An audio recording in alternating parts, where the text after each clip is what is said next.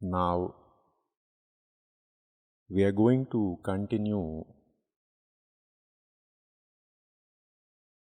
the audible part of the book Long Pilgrimage.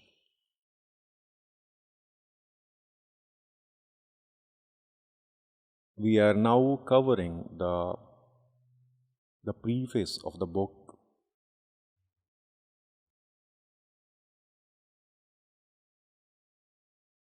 which will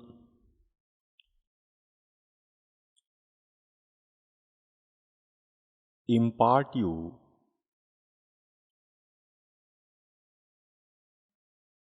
the ideas through which we will travel in the book.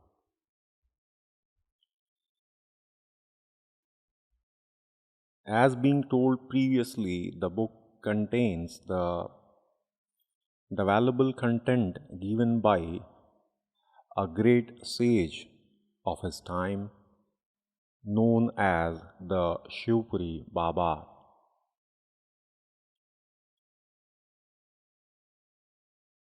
Let us get entry into the part 2.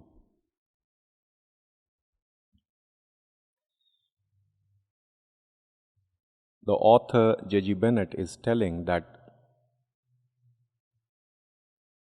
now that I have met such a saint, I have more sympathy with the writers.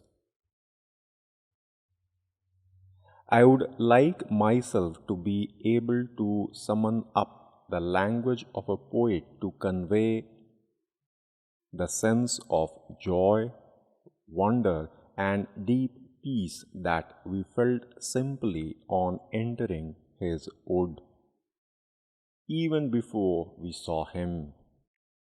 But this would certainly not be his wish, for he always insisted that his person or his personality was nothing, and that his message alone was to be conveyed.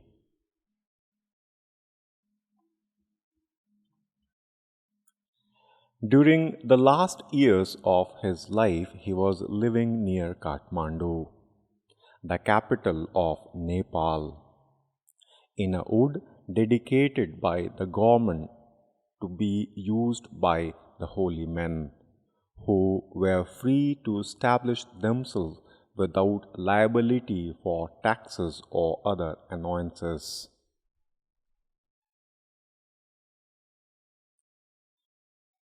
We flew from Delhi on Easter Eve 1961 in a Dakota of the Nepalese Airlines for the flight over the mountains to Kathmandu.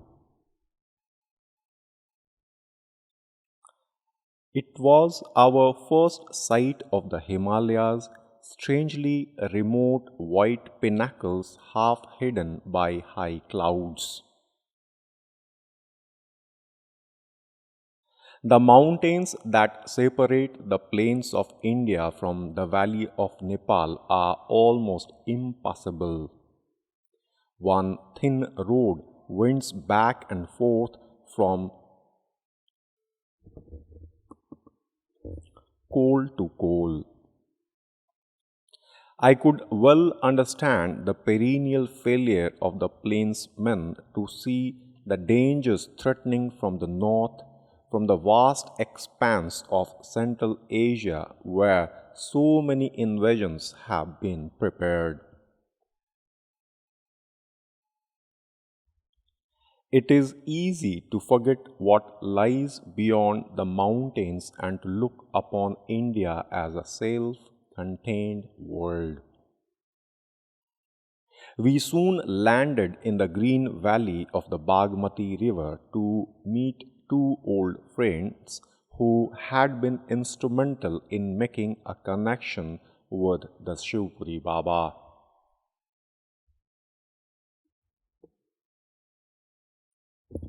They told us that the 𝘄𝗶𝗹𝗹's retreat at Dhruv was no more than 5 minutes from the airport and suggested that we should pay him a visit before going to our hotel.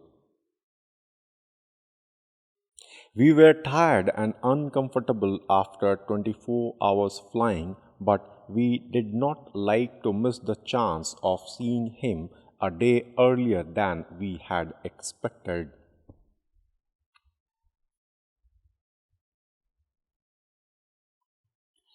"5 minutes by jeep passing through a Gurkha cantonment and then a short walk through an evergreen glade took us to the plain wire gate in a tall fence of wire netting that enclosed his retreat.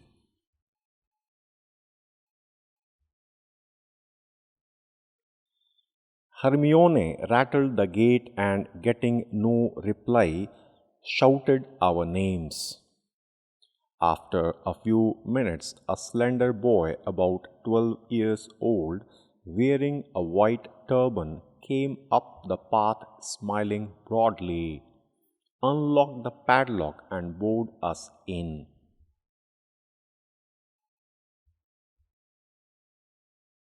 As soon as we stepped into the wood, we all felt the same sense of a presence, strong yet very peaceful. The forest birds were singing in full voice, the Himalayan cuckoo, the coily bird.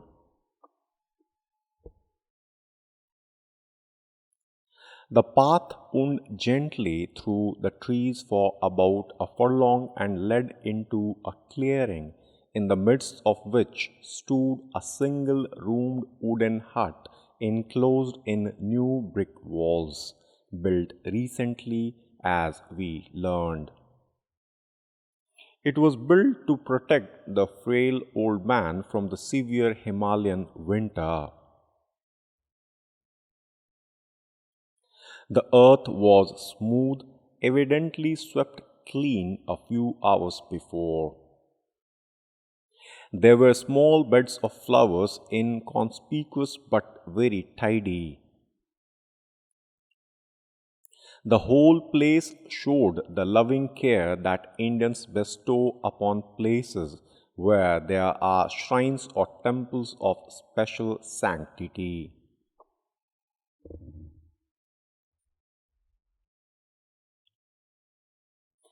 As we turned the corner, we saw him leaning forward with an animated look towards us, greeting us with palms pressed together in the usual Indian salutation. The first sight of his face brought a gasp of astonishment. It had an unearthly beauty, with hair and beard of the finest texture streaming out like a halo, and eyes that had a penetrating quality that made one feel that one was standing in the presence of a being from another world.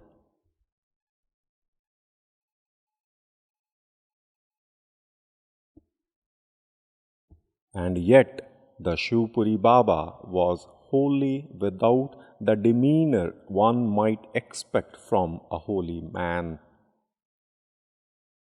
At no time during our many conversations did he make any suggestion that he was to be venerated or even treated as different from ordinary men. His great age sat on him lightly, and yet one cannot doubt that he was speaking precisely and untruthfully when he asserted that he was born in 1826.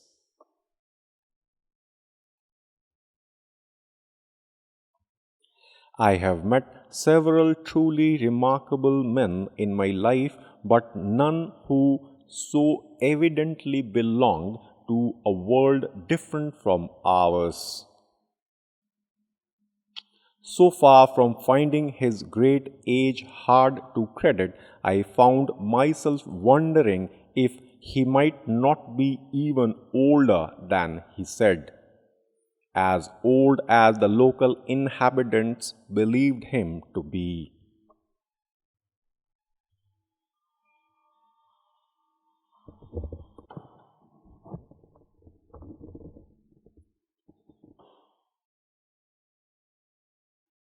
The 𝘄𝗶𝗹𝗹 or Sri Govindananda Bharati, as he was known on his pilgrimage round the world, made in the latter part of the last century, is little known in the West, and even in India seems to be less known than some of the great Indian saints who, in the past 100 years, have so deeply impressed the world. Nevertheless, those who knew him regarded him as a very great saint. Shortly after my first visit to him, I went to Calcutta and visited the magnificent new building of the Ramakrishna Mission, where I met the Vice President, Mr. Mukherjee, the Chief Justice of Bengal. He spoke with reverence and affection about the 𝘄𝗶𝗹𝗹, referring to him as one of the greatest Indian saints and sages of our day, perhaps the greatest of all.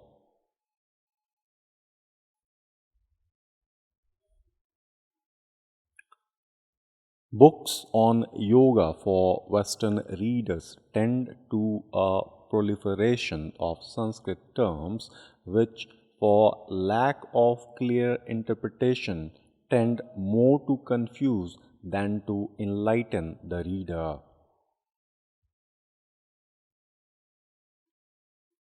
This may not be the fault of the author, for it is characteristic of Asiatic thought to avoid precise fixation of meanings.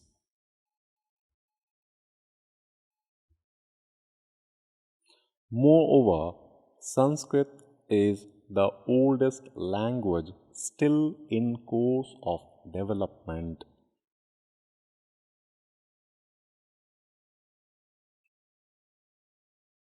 Words that are thousands of years old must have changed again and again in its meaning. There has been a gradual transformation of meanings which, for words now used in philosophy, shows a recognizable sequence.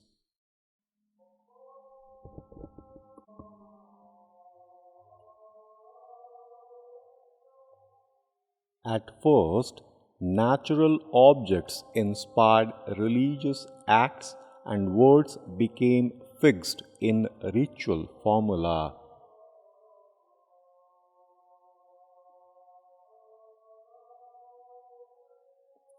The sacred quality that acquired by these words led to their adoption to express universal and abstract notions.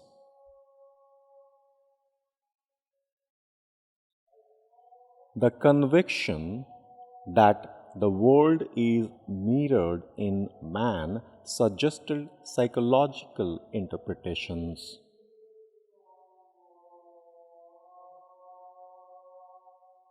Meanwhile, the same words were entering common speech and were given quite ordinary concrete meanings.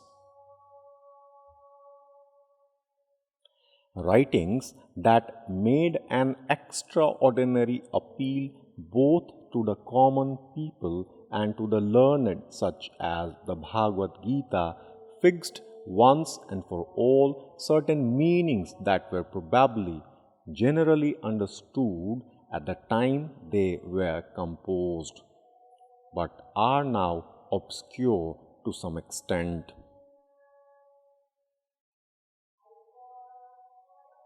Learned commentators like Shankaracharya with fixed convictions produced interpretations that are far removed from the original simplicity of the text. One of the great merits of the 𝘄𝗶𝗹𝗹 is to have rescued the earlier meanings and restored the text to a simple statement of what life is all about.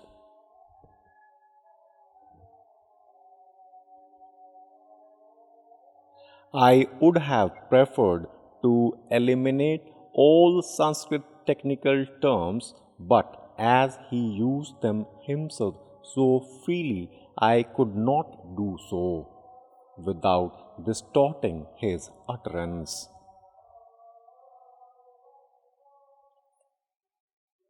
One secondary but not inconsiderable benefit I have derived from working over his explanations is that I was obliged to revive my knowledge of Sanskrit and make a fresh study of the Bhagavad Gita.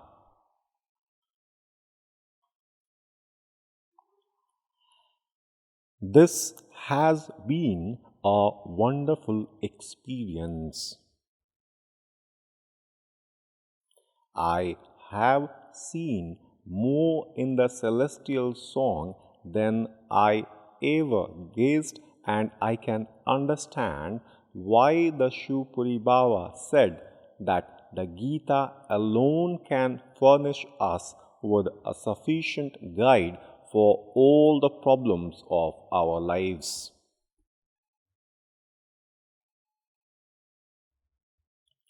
To help the reader, I have prepared a glossary of all Sanskrit terms that appear in the text. I have done so by giving the old meanings and common ones alongside of the special technical sense in which the 𝘄𝗶𝗹𝗹 uses the words. Readers who don't want more than the sage's message addressed to the Western world can omit chapter 5, in which I have collected as far as possible the material that is of special interest to Hindus.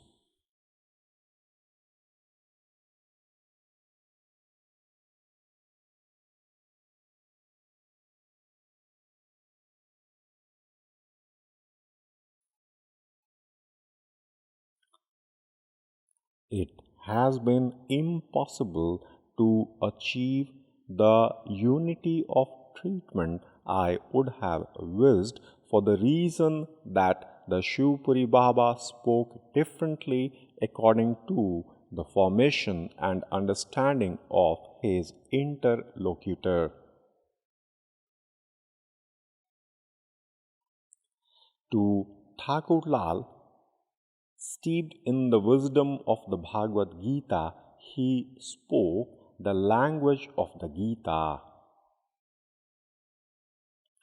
To Vitachi, he spoke the language of Subodh.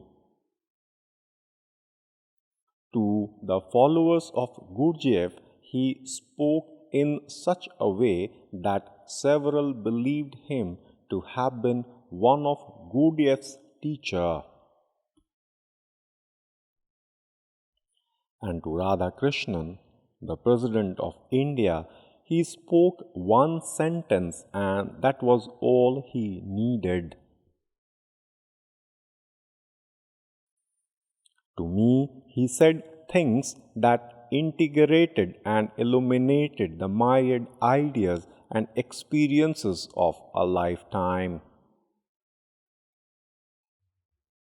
To reduce such a living wealth to logical consistency would be to deprive the reader of the best hope of making contact with one of the great souls of our age.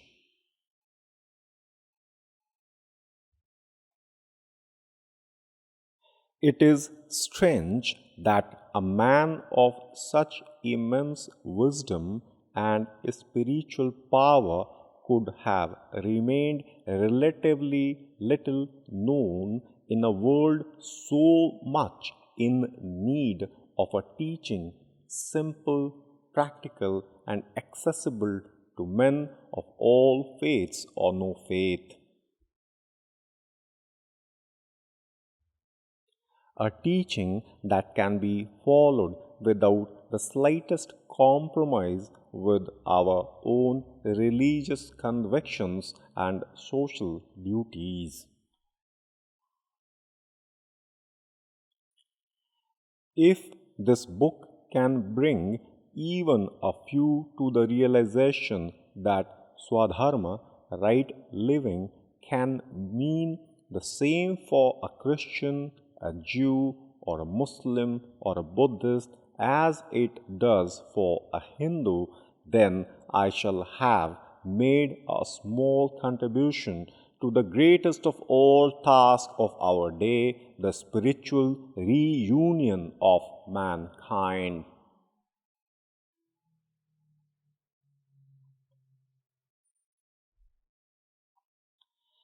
To write of such a man is a privilege of which I am unworthy, and I can only thank those who have helped me.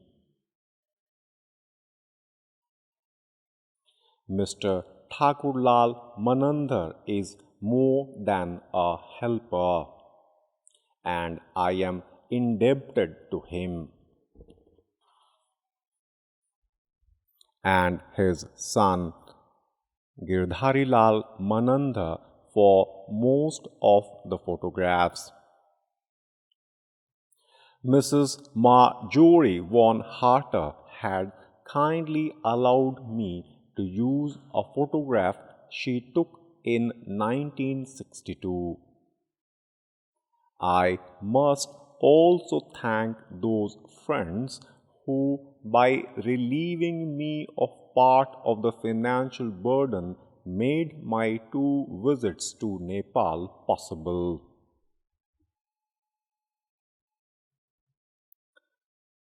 With this, we have finished the preface of the book called as The Long Pilgrimage. Now, we will enter in the chapter 1. The title is The Quest. We'll go to this in the part 3 of this audio series. Hope, slowly and slowly, the name shivapuribaba is doing something around your soul. Thank you so much for listening, and hope your listening will deepen more and more as we progress towards the further parts of this book. May shivapuribaba ignite your soul to attain the purpose of life. Thanks again.